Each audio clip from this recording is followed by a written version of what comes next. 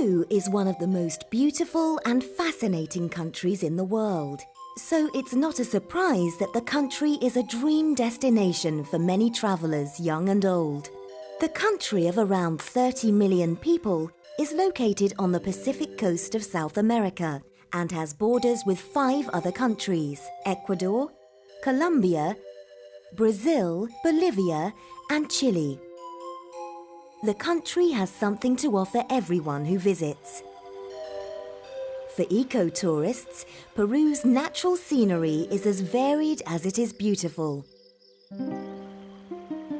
Without leaving the country, you can travel from the beach to the desert, and from the soaring Andes Mountains to the depths of the Amazonian rainforest. You can experience trekking through the wilderness and encountering stunning wildlife. And it's not just the natural environment that is extraordinary in Peru. Cultural tourists will enjoy the vibrant modern cities like Lima. In old cities like Cusco, you can learn more about the ancient Inca culture of Peru in fascinating museums and palaces.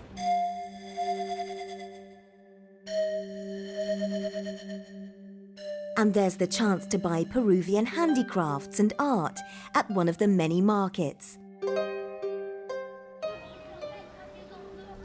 And in isolated areas of the country, there are some of the most astonishing man-made sites in the world. Ancient and mysterious Inca settlements. And the amazing floating homes on Lake Titicaca. But there's one place in Peru that has become the ultimate destination for adventurous travellers from around the world. It's a place that has been voted one of the 7 wonders of the modern world and is an iconic symbol of Peru, with nearly 1 million visitors every year. It's Machu Picchu, the lost city of the Incas.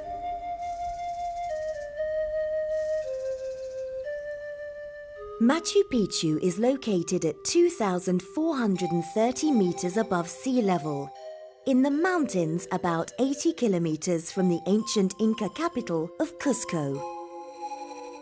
In July 2011, Machu Picchu celebrated the 100th anniversary of its rediscovery by an American explorer called Hiram Bingham, who worked at Yale University. While Bingham's discovery brought the hidden site to the attention of the world, the mysterious origins of Machu Picchu stretch much further back into history.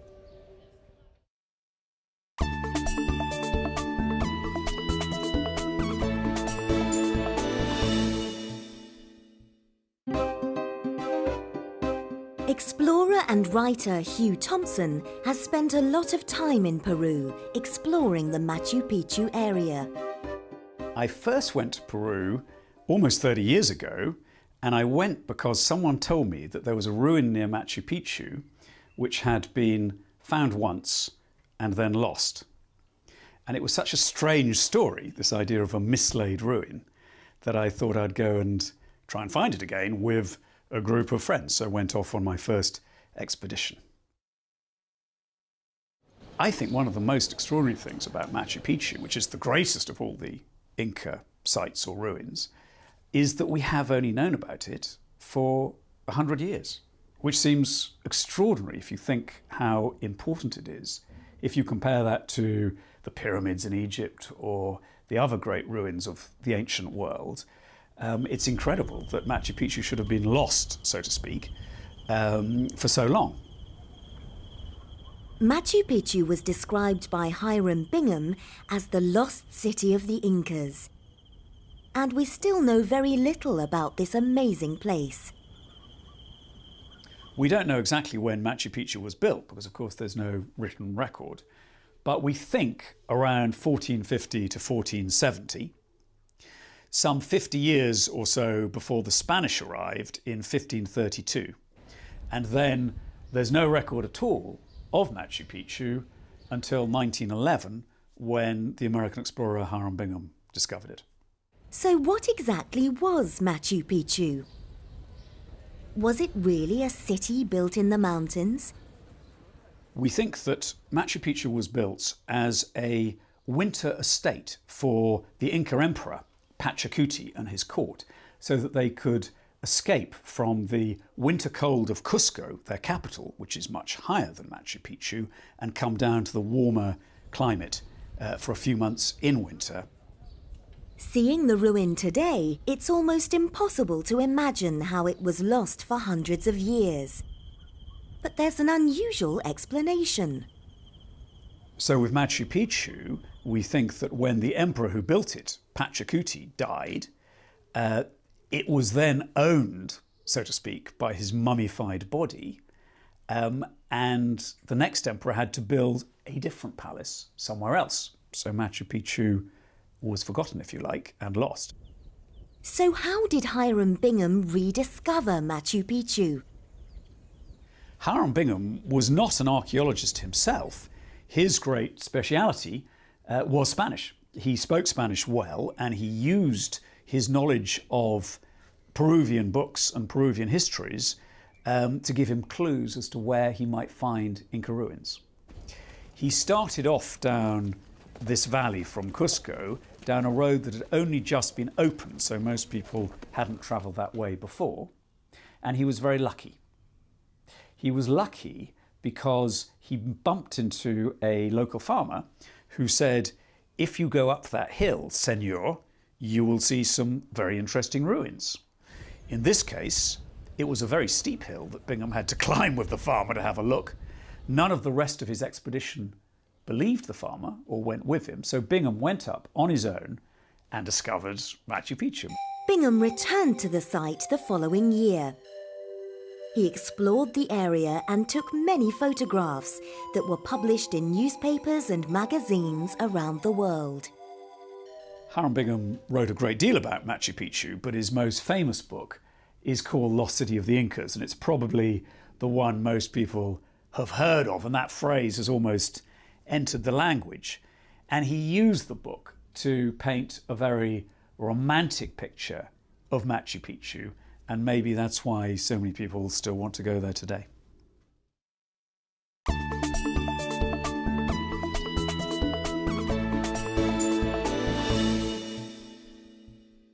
For many tourists today, the journey to Machu Picchu is almost as important as being at the palace.